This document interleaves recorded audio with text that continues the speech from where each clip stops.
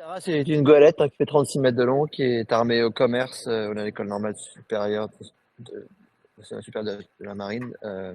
Armée au commerce, hein, au RIF, pavillon RIF, depuis qu'on l'a acheté il y a 20 ans maintenant. C'est une goélette qui s'appelait avant Seamaster et avant même avant ce nom-là euh, euh, Antarctica, et qui a aujourd'hui 34 ans et qui est depuis 20 ans donc la propriété de la Fondation Tara. Je vais pouvoir te parler de l'histoire Tara en 4 parties, hein. Le lancement, le début, tout début, la première mission majeure qui nous a occupés au pôle Nord, en 2006-2008. Tout ce qui s'est développé depuis 2009 à 2016, et puis maintenant aujourd'hui la Fondation Tara, et où est-ce qu'on est et où est-ce qu'on va dans le futur. La suivante. Est-ce que tu peux parler un tout petit peu plus distinctement parce qu'avec la distance, là, on perd un petit peu Ouais, ok, d'audition. Merci, Laurent. ok. Donc la planète, elle est bleue, hein, surtout. Vous le savez, beaucoup d'entre vous le savez. Toute bleue, c'est la planète Terre, mais la planète Océan finalement. On peut passer la slide suivante. Et quand on prend toute l'eau, la planète, qui est sur la surface du monde, du globe, et qu'on la met dans une sphère, finalement, il n'y a pas beaucoup de volume d'eau, hein. C'est 2000 mètres de profondeur en moyenne, 71% de la planète en surface. Et finalement, toute l'eau de la planète tient dans une sphère qui est toute petite, qui fait, relativement toute petite, qui fait 1100 km de diamètre, et 98%, 97% de l'eau salée. Est-ce que vous voyez toute petite bulle que vous voyez dessus au milieu, la toute petite bille bleue que vous voyez au centre de la grosse boule bleue, c'est l'eau douce et l'eau potable. Donc c'est pas grand-chose par rapport à la taille de notre belle planète. Et donc la vie est apparue là-dedans, et la vie est maintenue sur la planète aujourd'hui grâce à cet océan et ce qui vit dedans, la vie marine. Suivant. Alors en 2003, Agnès B, qui est une styliste de mode, qui n'a rien à voir avec la mer, mais par contre qui est passionnée par la mer, et Étienne Bourgois, son fils, directeur général de la marque Agnès B, ont tous les deux décidé de lancer l'aventure et de racheter ce bateau. Les deux sont ma tante et mon cousin, donc c'est une histoire un peu de famille. Ils ont racheté le bateau à la suivant, Rémi, à Pippa Blake, la veuve du Sir Peter Blake, qui a été tristement décédée à bord du bateau par des pirates, assassinée par des pirates à bord de Tara, à bord de ce bateau-là en Amazonie en 2001. Alors en 2004, on a lancé les premières expéditions. À l'époque, on faisait 3 mois d'expédition par an. 2004, c'était au Groenland. On peut passer les suivantes si tu veux. On a fait tout un programme de recherche sur l'écologie sur la côte est du Groenland, notamment tous les oiseaux, et un groupe de recherche sur l'écologie arctique qu'on connaît tous très bien, qui fait beaucoup de recherches là-bas depuis 30 ans. Et donc on est allé soutenir leurs travaux pendant la première expédition de Tara, qui était déjà une mission avec de la science, des artistes à bord, et bien sûr, la golette au service de tout ce monde-là. Suivant. On est allé aussi en Antarctique, on est passé par le Cap Horn, suivante. On a emmené Salgado, Sebastião Salgado à bord de Tara pendant 5 semaines. Le photographe qui a fait noir et blanc, qui est magnifique, qui fait des photos magnifiques. Il y a eu aussi des missions de 3 mois avec des artistes comme Pierre Huyghe, qui est un artiste contemporain français très connu aux US, moins connu en France, mais qui nous a demandé de trouver un manchot albinos en Antarctique. La question était intéressante. On en a trouvé un.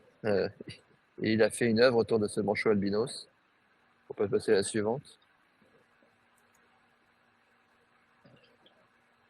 Et bien sûr, on ne peut pas aller dans ce coin-là de la planète sans passer par la Géorgie du Sud, où on a des manchots, comme ceux que vous voyez là, à foison dans cette île complètement sauvage qu'est la Géorgie du Sud aujourd'hui. Alors à l'époque, c'était des navigations assez courtes. La Fondation a été fondée en 2003. Au début, c'était une entreprise. On naviguait 5 mois, 6 mois par an. Les marins à bord de bateaux étaient tous déjà des marines marchandes, mais tous en CDD. Agnès B, Agnès Troublé finançait tout seul ce projet pendant pas mal d'années.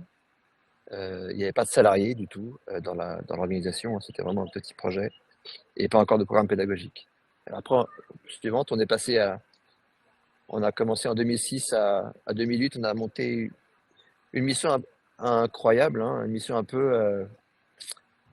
C'est pourquoi ce bateau avait été construit presque 15 ans plus tôt, qui était de faire une dérive au pôle Nord, au cœur de l'Arctique, au cœur des glaces du polaire, et qui nous a occupé pendant 2 ans non-stop, 500 jours de dérive à travers les glaces du pôle. Suivant. On a eu Jérôme Weiss hier là, qui nous a parlé de la dérive hein, en comparant avec Nansen. Très bien. Et voilà, et le bateau depuis a sillonné pas mal la planète, hein, a fait plus de 200 000 lieues, ça fait 550 000 kilomètres en 20 ans au service de la science et aussi quelque part, j'ai envie de dire, de la politique pour la protection des océans et sa conservation actuelle et future. Suivant. Alors au pôle Nord, c'est un peu spécial. Vous avez vu la dérive hier qui était expliquée. Effectivement, Tara a dérivé pendant 500 jours avec à son bord 10-12 personnes, des marins bien sûr, mais aussi euh, des scientifiques évidemment, des ingénieurs. Et on a fait des relèves. La première relève a été faite au bout de 9 mois seulement. Et donc, ça a été un engagement très fort de la part des équipes. Et le bateau, comme ça, comme vous voyez là, a dérivé à la vitesse de 10 km, 5-6 000 par jour pendant 500 jours. On a fait 5000 km. On a fait, pardon, ouais, 5000 km, 5000 km à peu près, avec un programme de recherche européen qui s'appelait à l'époque Damoclès, qui était piloté par un Français, qui est un chercheur océanographe polaire qui s'appelle Jean-Claude Gascard, et qui a réuni autour de lui 55 laboratoires pendant 4 ans. Et Tara était la seule habilité au cœur de l'Arctique de ce projet. C'était l'année polaire internationale, cette année-là. Et ça nous a permis de structurer un peu plus la fondation au fil de cette expé un peu folle. Les marins et les polaires étaient toujours en CDD.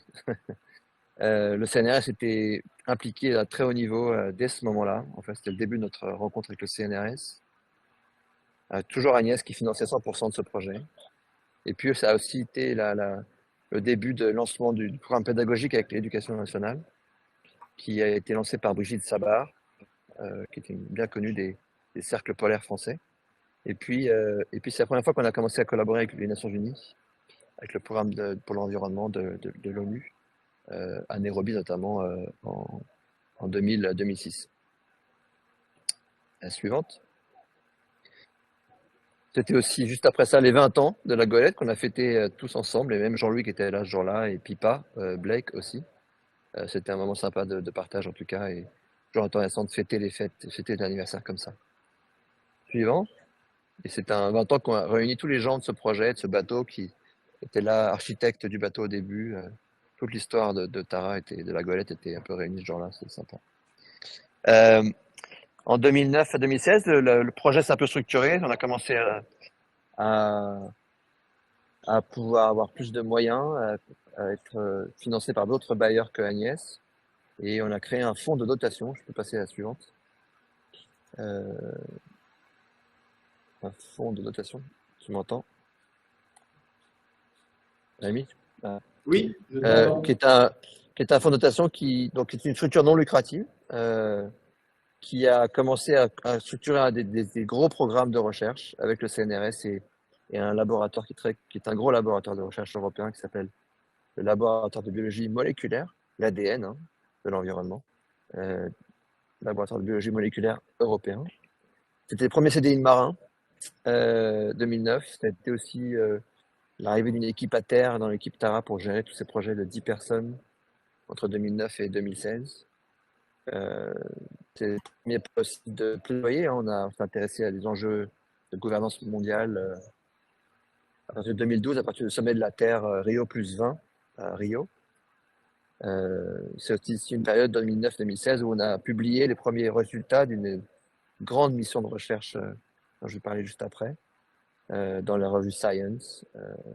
C'est aussi l'année 2015 où on est devenu observateur spécial à l'ONU. Bref, c'est une période où le projet s'est beaucoup déployé dans tous ces différents compartiments. Et c'est la première fois aussi qu'on a eu des fonds publics à partir de 2000, même 2015, 2016. Bien sûr, les mécènes privés, les premiers mécènes privés qui ont rejoint l'aventure après 6 ans quand même de mise en œuvre. La suite.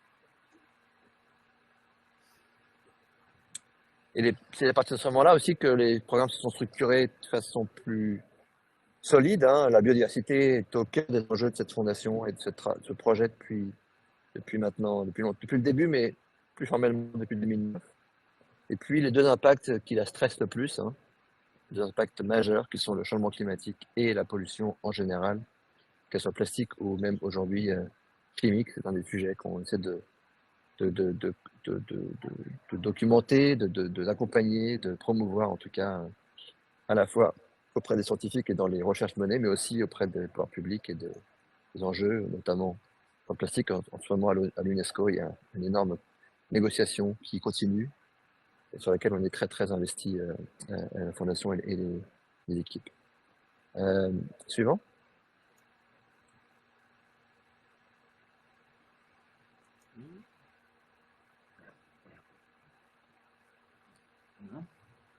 De 2009 à 2016, ça a été d'abord une mission assez importante qui a duré quand même 3 ans et demi, 4 ans, qui a été portée par Eric Carsanti, un biologiste cellulaire, fan de bateaux, marin de son état, et qui a voulu partir un peu sur les traces de Darwin à l'époque. Et on a lancé une mission de 4 ans autour du monde pour s'intéresser à la biodiversité invisible de l'océan, s'intéresser au plancton. Ça a été une expédition un peu folle qui a dépassé toutes nos expériences en termes d'impact scientifique. Ça a permis de passer 52 pays, faire une centaine d'escales et surtout de découvrir un nouveau monde et de révéler un nouveau monde à la connaissance humaine. Suivante. Le plancton, qui est magnifique, hein, et cette expédition s'est intéressée au plancton entre les virus qui flottent dans la mer, les bactéries, les microalgues qui sont responsables de la photosynthèse et notamment de la pompe à carbone de l'océan, et également de tous ces zooplanctons, vous voyez là, beaucoup d'animaux, des petits insectes de la mer en fait, qui sont à la base de la chaîne alimentaire et qui sont responsables de façon très importante pour plein de services qui sont rendus par les océans chaque jour, l'oxygène qui est produit par l'océan, le carbone qui est stocké, et puis la production primaire de protéines disponibles pour toute la chaîne alimentaire globale. Suivant. C'est un projet aussi qui s'est intéressé de tout petit peu au récif corallien. Comme on passait dans des coins très perdus de la planète, on s'est dit on va quand même essayer de mobiliser une équipe spécialiste des coraux pour avoir un peu une idée de ce qui s'y passe. Ça a été important parce que ça a été fondateur d'une mission suivante qui a eu lieu 4 ans plus tard, 5 ans plus tard, de la Goélette.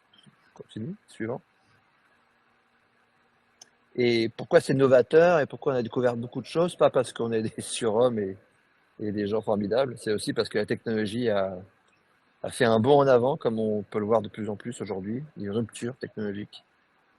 Finalement, cette technologie de l'ADN, du génome, vous connaissez tous maintenant bien l'ARN messager, et toute cette technologie de la génétique qui était réservée à la santé humaine jusqu'en 2008, 2009, et ben en 2009, 2010, elle est devenue assez démocratisée, les prix ont été divisés par 1000, et elle est devenue accessible à l'écologie, aux gens qui s'intéressent aux écosystèmes planétaires, et notamment l'océan. Et donc, on est arrivé un peu au moment où il fallait, avec les gens qui aussi avaient vu que ça allait, bien sûr, ça allait évoluer. Et c'est ça qui caractérise aujourd'hui les travaux de la Fondation aujourd'hui. Suivant. Cette mission, elle a parcouru le monde, hein, elle a parcouru pas mal de kilomètres, comme je vous l'ai dit. On a fait 220 stations de recherche autour du monde, jusqu'à 1000 mètres de profondeur. On l'a fait autour des eaux tempérées, puis on l'a fait autour de l'Arctique avec un tour de l'Arctique en une saison, par les 2 passages que vous pouvez voir au nord, notamment dans les eaux russes, avec l'autorisation de faire de la recherche dans les eaux russes pendant plus de 3 mois, l'été 2013. Suivant. Et tout ça a fait la une de Science, avec même un numéro spécial de Science, avec 5 papiers dedans, 5 publications scientifiques dedans, qui ont révélé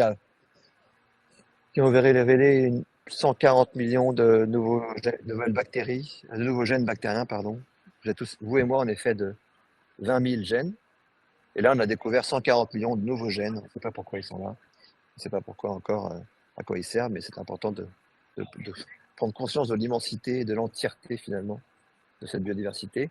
Ça a été suivi par d'autres papiers dans Cell et encore d'autres papiers dans, je peux passer suivant, dans des revues qui sont incroyables. Et toutes ces pionneuses étant publiques maintenant, on a mesuré la semaine dernière qu'aujourd'hui plus de 1000 publications ont sorti depuis 2015 sur ces travaux. Donc ça a vraiment changé la façon dont on perçoit l'océan, la biologie en tout cas de l'océan, et dont il fonctionne en fait. C'est une contribution majeure en tout cas à la biologie marine internationale. On est nous-mêmes très surpris. Hein. Et le plancton, c'est le zooplancton, vous voyez là, mais c'est Star Wars, hein, c'est-à-dire que c'est la guerre dans l'océan depuis le début de la vie sur Terre, pour être la compétition, pour être le premier à attraper les nitrates, l'azote, pour être le premier à pas faire manger, le premier à manger les autres. C'est aussi l'apparition de symbiose majeure de la planète. Tout ça, c'est un laboratoire de R&D de la vie finalement qui encore aujourd'hui évolue sans cesse et dont on est en train de gratter aujourd'hui un peu la connaissance et le fonctionnement. C'est assez joli. Suivant. Et à bord de Tara, donc on collecte beaucoup. Hein. J'ai déjà dit, on a pu collecter depuis 15 ans 100 000 échantillons.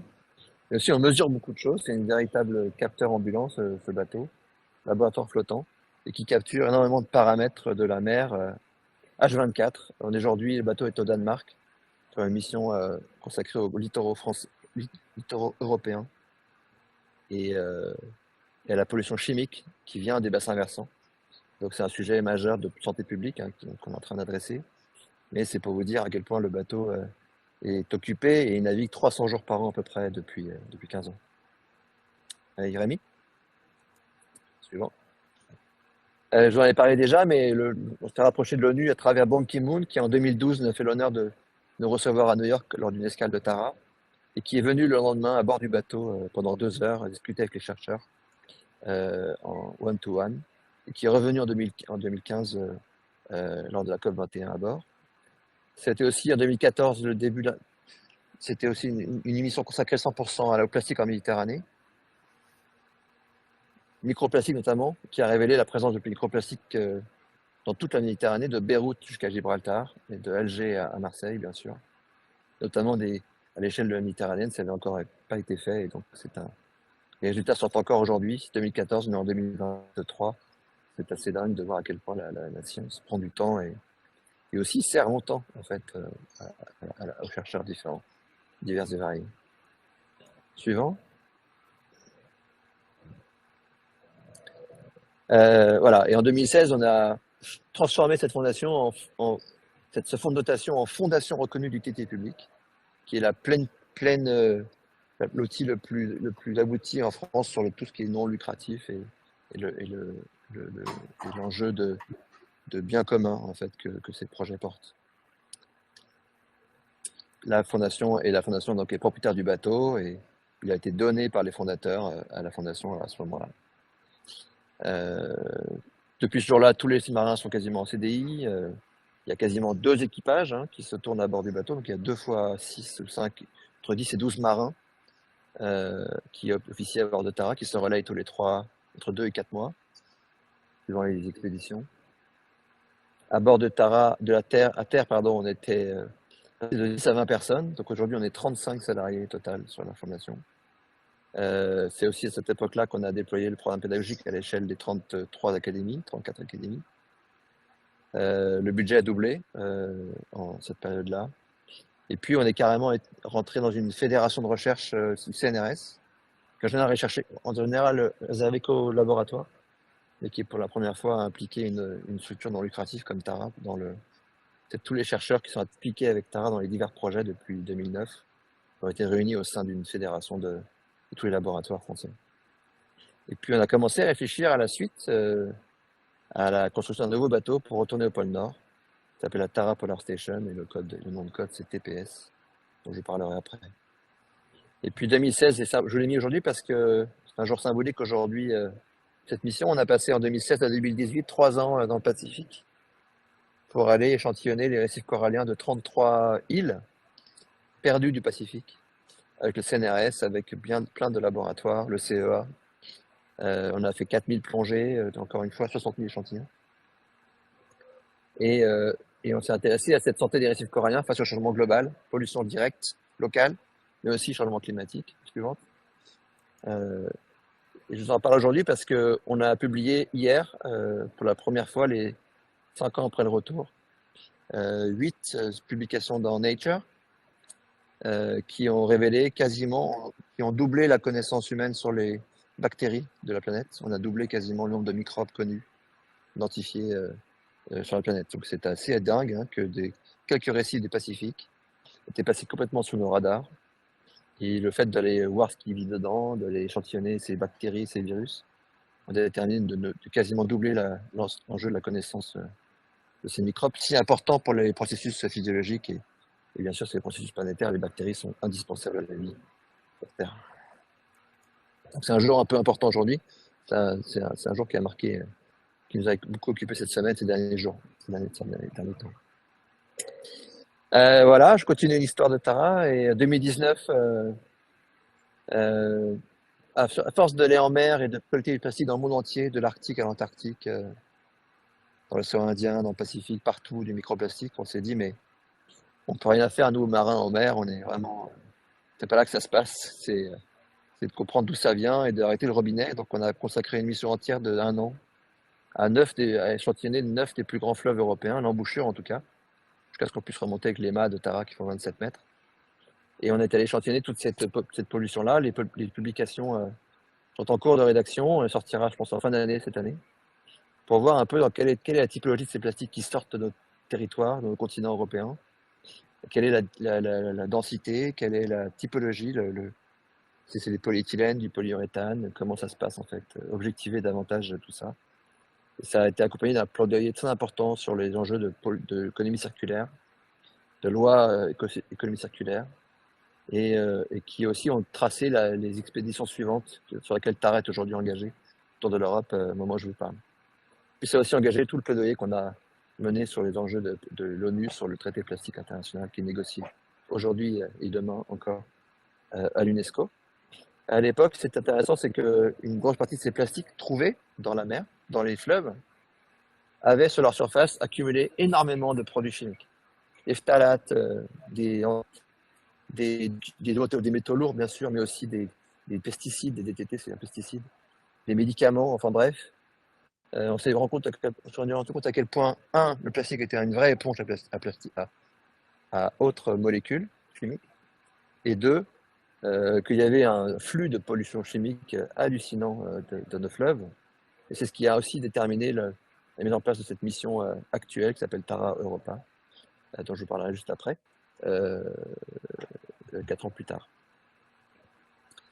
On continue l'aventure, 2020-22, 2 missions de 2 ans, en plein Covid, on est parti fin 2020, on était tout seul sur le quai, interdiction de venir voir Tara au départir, on était 5 à dire au revoir au bateau.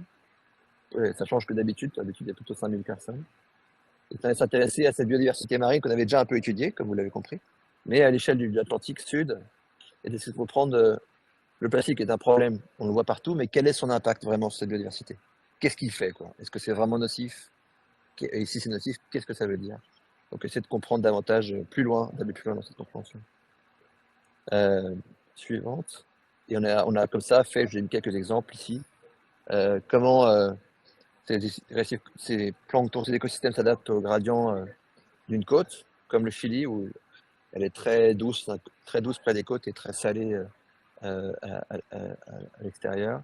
L'influence des fleuves comme l'Amazone, hein, qu'est-ce que ça peut faire sur un écosystème marin aussi important que l'Atlantique Nord. La pompe à carbone, les enjeux de pollution par les fleuves, la productivité primaire aussi, qui sont liés au stock de pêche, et c'est pour ça que les endroits 1, 4 et 5 sont des endroits d'upwelling, des endroits où l'eau de fond remonte très très fortement et qui donne beaucoup de nutriments, et qui fait que c'est ce 3 endroits pardon, qu'on pêche 80% de la pêche mondiale aujourd'hui. Donc c'est des endroits très productifs, et leur évolution a un gros impact sur les populations locales évidemment, et puis sur l'économie de beaucoup de pays. C'est un projet qui a été financé en partie par l'Europe, la Commission européenne. Et puis voilà, on arrive aujourd'hui, on est sur une mission qui s'appelle Trek, tu peux passer à la suivante, qui a longé les côtes européennes pendant 2 ans. Terre est partie de l'Orient les 2 mois, on est aujourd'hui au Danemark, à Aarhus. Et puis on va continuer la mer Baltique avant de revenir en Méditerranée pour décembre, pour monter jusqu'à Lyon. C'est important de bien comprendre que l'eau de la mer vient des fleuves, et que les fleuves pollués, la qualité de l'eau des fleuves, finalement, c'est la qualité de l'eau de la mer à la fin. Et de l'année prochaine, on s'occupera de la Méditerranée. Et suivante. C'est un projet un peu dingue parce qu'il associe à la fois Tara en mer et puis une équipe en camion à terre qui échantillonne les fleuves, les ports, les zones industrielles, les plages, en même temps que Tara est juste devant, au large, en train d'échantillonner la mer. On comprend vraiment ce flux de l'eau entre le terrestre et le marin. Pour nous, les hommes, c'est 2 milieux différents, mais pour la vie, c'est le même milieu, il y a une continuité, et pour la pollution, pareil. Et donc, on est en train de faire un projet un peu fou. Synchroniser un bateau avec des camions, c'est pas facile. Mais ça se passe plutôt bien, j'avoue que depuis 2 mois qu'on est parti. Et l'idée étant vraiment de s'intéresser à un gradient entre le terrestre à gauche, ici avec des camions et des équipes à terre, les sédiments, la plage, et puis aussi plus au large les écosystèmes et comment ça interagit vis-à-vis de cette pollution chimique et de ces enjeux-là. C'est important pour les enjeux du Green Deal, pour la politique publique européenne et pour savoir comment investir dans ces enjeux-là de la qualité de l'eau dans le futur. Il n'y a pas que le changement climatique, il y a aussi la qualité de l'eau qui est un vecteur majeur. La qualité et la quantité dont on parle aujourd'hui beaucoup, la qualité reste un phénomène majeur. Voilà, et puis pour finir, je vais vous parler quand même des pôles, parce qu'on est quand même avec Rémi. Et donc, basé depuis 2006-2008, en fait, depuis qu'on a fait cette dérive au pôle Nord, avec les fondateurs, avec Étienne Bourgoin, on a de cesse de penser à y retourner.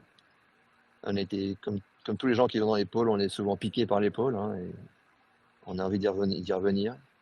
Et donc, comment y retourner de façon pérenne et efficace, avec de la recherche toujours. C'est ce qu'on se pose comme question depuis 10 ans. Et on est en train de faire aboutir un nouveau projet, tu peux passer à la suivante, qui va passer sur les mêmes traces que cette dérive de Terre pôle Nord il y a 15 ans. Suivant.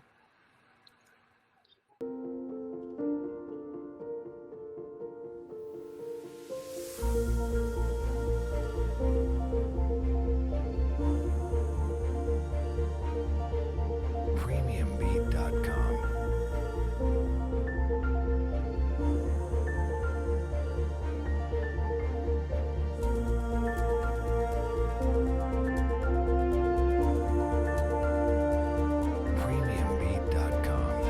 L'océan Arctique et les bouleversements climatiques, biologiques auxquels on s'attend dans cet océan ont évidemment de l'importance pour les populations qui vivent autour de l'océan Arctique. Ces modifications vont aussi affecter l'ensemble du système climatique. Un océan Arctique couvert par la glace de mer, une surface très réfléchissante, ça réfléchit une grande partie du rayonnement solaire.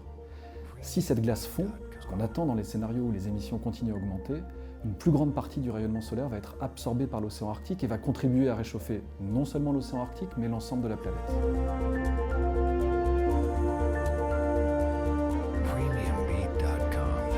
So the ocean hosts a huge diversity of life, small life and giant life. We can still discover really giant species in the sea. And why do we know so little? Because we just have so little presence in the sea, and especially the polar regions where no one can go because of the climate, the extreme weather and the ice.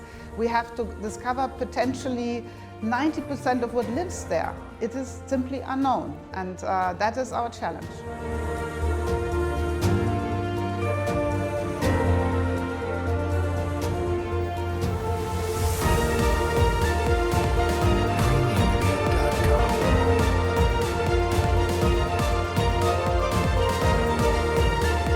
Véritable vigie du pôle Nord, la Tara Polar Station va observer les effets du changement climatique intense observé au pôle Nord chaque année.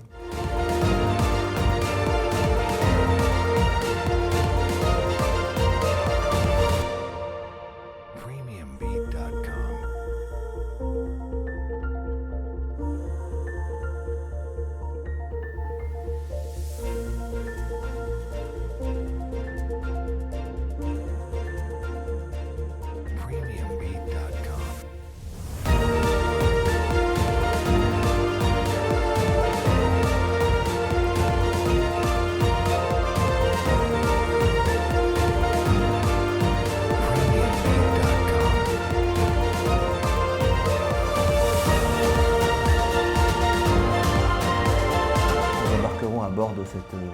station des hommes et des femmes de toutes nationalités, des marins et ingénieurs pour assurer la vie à bord, des scientifiques pour mener la recherche pour laquelle on va faire tous ces projets, mais également des polaires, des experts des conditions climatiques extrêmes qu'on va pouvoir rencontrer, et puis bien sûr des artistes et des journalistes pour raconter au plus près de l'aventure cet enjeu de recherche et de vie extrême. Les objectifs scientifiques de la station polaire Tara sont d'abord d'examiner la vie en Arctique, et en particulier celle associée à la banquise, et puis d'examiner, d'étudier l'évolution de cette biodiversité d'une saison à l'autre. Donc les variations saisonnières, c'est le premier élément du programme de recherche de la station polaire Tara. L'Arctique est une sorte de terminus pour un certain nombre de polluants qui sont produits dans le sud.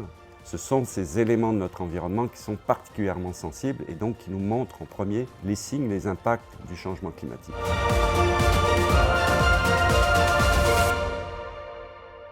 Beat.com.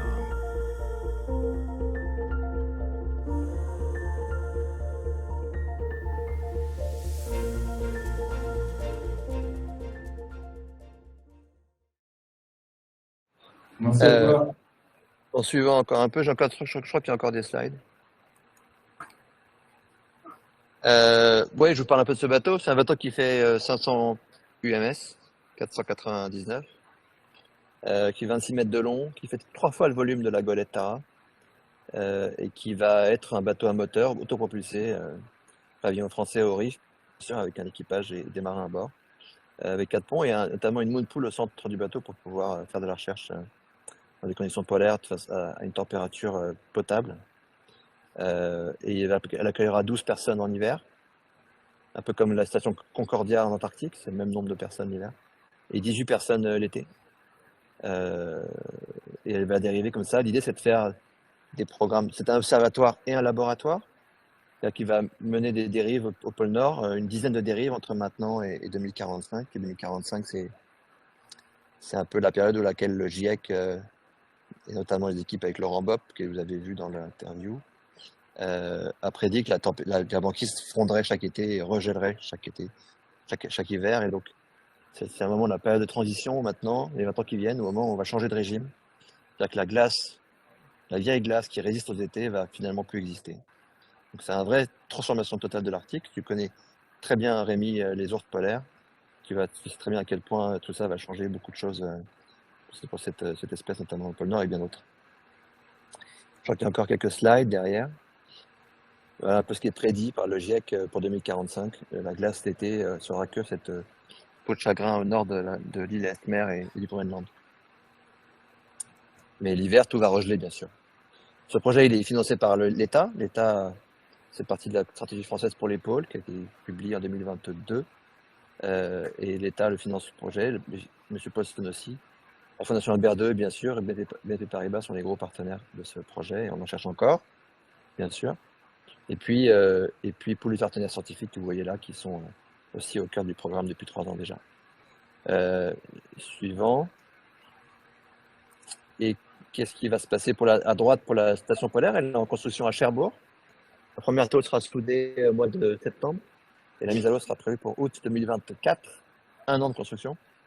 Elle fera des essais en 24-25. Et puis on a pour objectif de la déployer dans la glace au pôle Nord, nord de la Russie, en 2025. Septembre 2025 déjà. Et en parallèle de ça, Tara va continuer sa route. Pardon, reviens en arrière. Oui. Tara continue sa route. Tara Europa va se terminer aux Jeux Olympiques à Marseille. Donc chez vous, là. Elle sera là pour les Jeux. Et puis, elle sera à nouveau de retour en Méditerranée pour la conférence de Nice, UN Ocean Conference. Et puis, bien sûr, la suite est en construction. Il y a beaucoup de plans, mais pas encore officiels. Donc, je ne préfère pas vous les donner. Et ces projets Tara, ils sont financés par... c'est la recherche publique qu'on fait avec les chercheurs publics, mais c'est aussi financé par des bailleurs comme Agnès, bien sûr, et bien d'autres partenaires que vous voyez là depuis longtemps maintenant et qui font que tout ça c'est réel aujourd'hui et que ça progresse. Voilà, merci beaucoup. Tu peux passer dernière, je crois qu'il n'y a plus de slides. Puis des questions en tout cas, je veux bien Merci répondre Romain. dans quelques minutes. Merci à toi.